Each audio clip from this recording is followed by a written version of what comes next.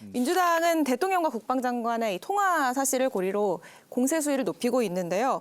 해병대 수사단이 새상병 사건을 경찰에 넘겼다가 다시 회수했던 그날 윤석열 대통령과 이종섭 당시 국방장관이 하루에 3차례 18분 40초간 통화한 사실이 드러났습니다.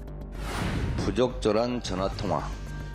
박근혜 정권 탄핵 때 태블릿 PC처럼 윤석열 정권 탄핵의 스모킹 건이자 트리거가 될 것인지. 어떤 내용인지는 저희 파악이 안 되는 상태에서 그것만 가지고 추측하는 것은 적절치 않다고 생각합니다.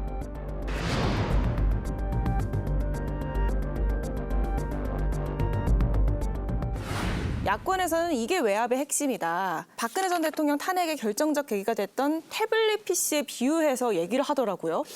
저도 이게 간단치는 않아 보입니다.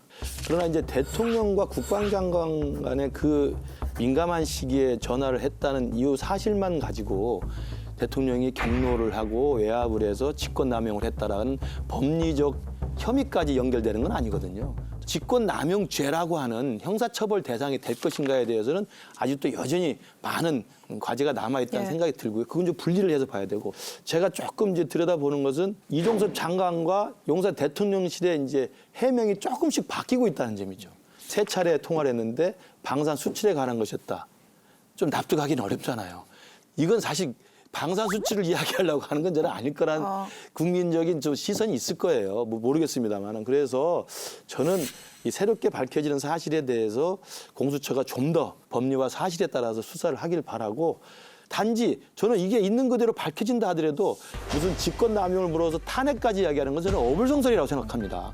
조선제일검 김용남 전 검사님께 제가 질문을 하겠는데, 이 정도 시간대별 통화 기록이라든가 관련 사건하고 아기가 딱 떨어지는 정황이 나오면은 수사검사 입장에서는 입증하기 위한 이제 증거 수집에 들어가죠. 들어가는 거 아닙니까? 공수처 수사가 이거 못 따라오고 있다는 얘기예요, 우선. 요 고비마다 이렇게 긴 시간을 통화한다는 거는 제가 보기엔 직접 지시, 구체적 지시 이런 것들이 있었다는 반증이거든요. 그럼 그 다음에는 대통령실 관계자 요 접점에 있는 인물 증인 내지는 증거를 확보하기 위해서 이제 검사가 뛰어야 되는 거고, 지금은 공수처인데 이게 너무 속도가 안 맞는다는 거예요. 요 사건의 또 하나가 로비설이 있었잖아요. 검사가 최상병 사건 초기에 로비설까지 가지고 이 수사에 임한 거는 아니지만 이것이 제기가 되고 그럴 만한 어떤 정황이나 과정들을 느끼면은 요 거제 저도와 관련된 수사로 또 확대되는 거잖아요. 그래서 이거는 일반 사건이면 제가 보기에는 이거는 100% 걸리는 거고, 수사팀을 증원하고 막 해서 증거 수집에 나서는 건데 공수처가 안 돼요. 예, 일단은 대통령실 관계자는 대통령과 국무회의는 전화할 수 있다. 그리고 이 전 장관의 변호인도 뭐 장관이랑 대통령이 통화하는 건 이상하지 않은 일이다라는 수도 없는 얘기야 그건. 제가 좀 말씀을 드리면, 통화한 거는 뭐 이상할 건 없습니다. 지금 사실 굉장히 뭐 추측과 의심과 뭐 상상만으로 우리가 얘기를 하고 있는데, 윤석열 대통령이 해외에 나가 있는 다른 장관하고 30분, 40분 통화한 거를 제가 직접 들은 그 얘기가 많아요. 그렇게 이제 통화를 하시더라고요. 대통령이 나갔을 때 했겠지. 아닙니다. 대통령 국내에 있고 현직 장관이 해외 나가 있는데, 그것도 뭐 휴가 나가 있고 막 이런데도 통화를 한 거를 제가 직접 여러 차례 들었어요. 그래서 이거는 중요한 거는 추측이네. 추측이 아닙니다. 제가 그럼 뭐 그런 뭐 쓸데없는 거짓말을 할 이유가 없죠. 제가 장관들을 많이 알잖아요. 현직 장관들. 그래가지고 통화를 한 거, 그런 거는 제가 확실하게 말씀을 드리는데, 중요한 건 그게 아닙니다. 통화할 수 있죠. 그리고 국내 상황에 대해서 저는 지시까지도 할 수 있다고 생각을 합니다. 그런데 이제 중요한 거는 이제 거짓이 있으면 안 된다는 거예요. 그러니까 통화를 했지만 그 사안에 대해서는 통화를 하지 않았다. 근데 그게 이제 사실이 아니다. 뭐 이런 게 밝혀지면은 그거는 전 굉장히 주워 담기 힘들다. 그렇게 생각을 하고, 지금 뭐 경로를 했고 그다음에 또 이 사안에 대해서 지시를 했고, 이런 것은 그거 자체가 무조건 위법이냐? 그렇진 않아요. 그것이 정말 직권남용인지 아닌지는 따져볼 일이 굉장히 많이 있습니다. 왜냐하면 군 통수권자이기 때문에. 이 사건과 관련해서 대통령실의 입장 변화를 좀 보면 처음에 대통령 경로설이 나왔어요. 그랬더니 그때 박정훈 대령의 망상에서 나온 거다. 이렇게 설명을 했어요. 근데 이 사람 저 사람 관련자들 또 녹취 파일에 의해서 대통령 경로는 거의 사실로 드러났어요. 그러다 보니까 그다음에 말이 어떻게 바뀌냐면 경로한 게 죄냐. 화 낼 수도 있지. 이렇게 말이 바뀌었어요. 그러더니 최근에 8월 2일 또 8월 8일 이렇게 통화 내역이 나왔어요. 그러다 보니까 어떻게 최근에 말이 바뀌냐면 설사 그렇게 통화가 이루어졌더라도 그건 직권남용은 안 된다라는 입장까지 나왔는데 사실은 직권남용은 매우 제한적으로 인정되는 죄인 건 맞습니다. 근데 몇 년 전에 이게 무한 확대돼서 이것도 직권남용 저것도 직권남용해서 여러 명 구속되고 형사처벌 받게 된 주요 그 원인 제공자가 누구냐? 당시 윤석열 서울중앙지검장과 한동훈 제3차장이에요. 그때. 저쪽으로 건너가더니 예. 확실하게 바뀌셨네.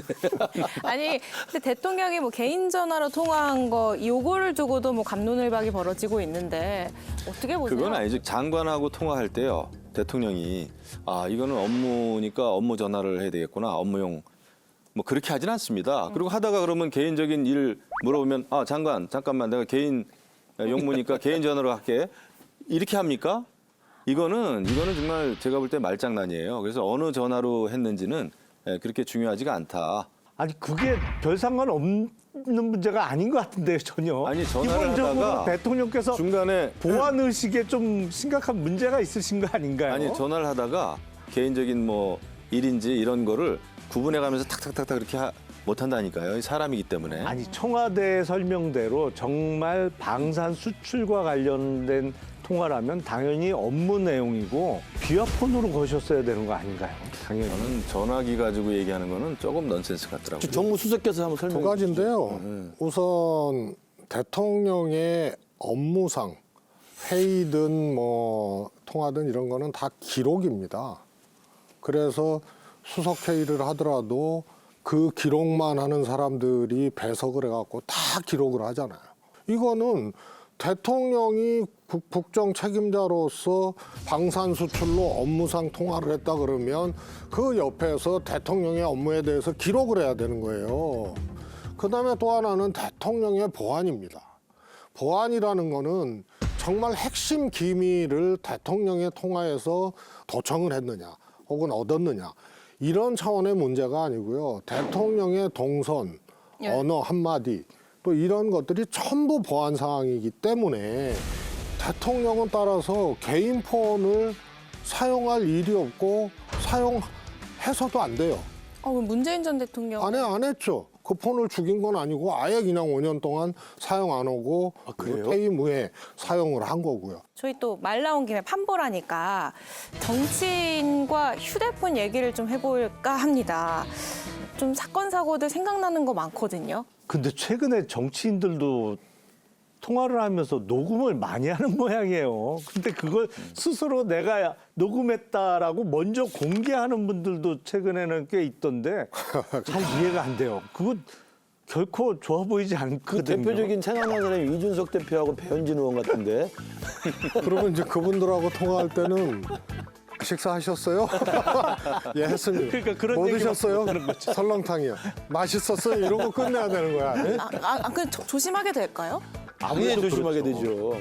특히 그때 이준석 대표가 녹취 파일 그때 원희룡 장관하고 뭐 이렇게 논쟁하다가 공개한 거잖아요. 그 자동으로 녹취하게 돼 있다는 거 아닙니까? 아니 그 송파에도 계시던데 녹음하시는 분. 아까 글쎄요, 이미 아까 얘기했어요. 그 녹취는 뭐 할 수도 있고 그래요. 요즘 보니까 이제 자기가 자기 자신의 기억을 이제 못 믿는 이런 나이가 되면은 혹시라도 뭐 그런 거 있지 않습니까? 중간말이 예, 그런 것 있을 때문에 수 있기 할 수는 때문에, 있어요. 저는 예. 그거 자체가 그건 뭐 범죄 행위는 아니니까. 소장용이라면. 예, 하지만 그거를 녹음을 해가지고 정치적으로 악용하는 거는 그렇게 되면은 우리가 정치를 할 수가 없죠. 할 수가 없죠. 그 본인의 휴대폰에 이렇게 자동 녹음 기능을 깔아놓은 분들은 글쎄요, 뭐 대인이라고는 생각이 안 되는데 그게 대인 소인. 그러니까 그 전에 보면 왜 박근혜 정부 때 이른바 국정농단 사건과 관련해서 자동 녹음 기능을 깔아놓고 그 휴대폰 8개인가 9개를 다 보관하다가 네. 그 형사처벌된 분이 있잖아요. 네. 당시 정호성 비서관이. 근데 최근에 또 대통령실 비서관으로 갔어요. 그래서 이 누구 많은 사람들이 잘 되나? 뭐 이런 생각도 들어요. 제가 잘못된 건가? 그때 정호성 비서관 같은 경우는 박근혜 대통령이 워낙 만기 칠남형 리더십이잖아요. 그러니까 너무 세세한 것까지 지시를 하니까 행여라도 놓칠까 봐 그걸 그런 경우 녹음했다가 많아요. 다시 그걸 풀어가지고 이제 업무를 완벽하게 하기 위해서 했다고는 그래요. 근데 아니 그걸 근데 몇 년치를 다 보관을 해놔요. 이거 이제 보험용인 거죠.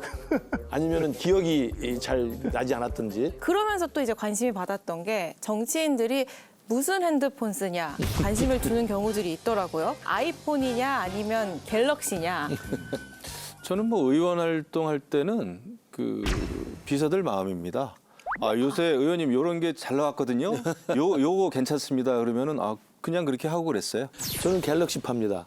편하죠 국내. 갖고 있는 기능의 100분의 1도 저희들은 사용 못합니다. 그냥 전화 받고 문자 보내고 인터넷 좀 보고 이거 외에는 사용하는 게 별로 없습니다. 교수님 혹시 개인 폰이랑 업무 폰이랑 따로 있어요? 없습니다. 한 폰만 당선된 쓰세요? 적이 있어야 뭐 그걸 하죠. 뭐. 그러면 의원님은요? 당선된 적 있으시니까. 저는 그 문자 메시지를 대량으로 보낼 때 쓰는 그렇죠. 용으로 핸드폰이 하나 더 있죠. 아. 왜냐하면 문자 메시지를 한번 대량으로 보내면 한 2, 3일을 그 핸드폰을 쓸 수가 없어요. 그렇죠. 답장이 오고 이러니까요. 답장도 오지만 항의도 많이. 뭐 오고. 항의 전화 아니면 문자 내용을 채 확인 안 하시고 나한테 전화했냐고 걸려오는 전화도 그치. 어마어마하게 많고 아니면 또 오랜만에 연락을 받고 안부 전화 또 거시는 분도 있고 그래서 한 2, 3일 동안은 그 전화를 쓸 수가 없어요. 또 저런 고충이 있었네요. 수성님 하나 쓰세요? 저는 폰이 2개였죠. 핸드폰하고 집에 있는 인터폰하고. 그래서 계속 하나를 썼고요. 쿠폰도 몇 장 있을 텐데. 그거는 그 전자기기가 아니잖아. 아재 개그 좀 거기 하기 시작하는 갖다 거예요. 붙이면은 스폰도 있고, 스폰 D도 있고.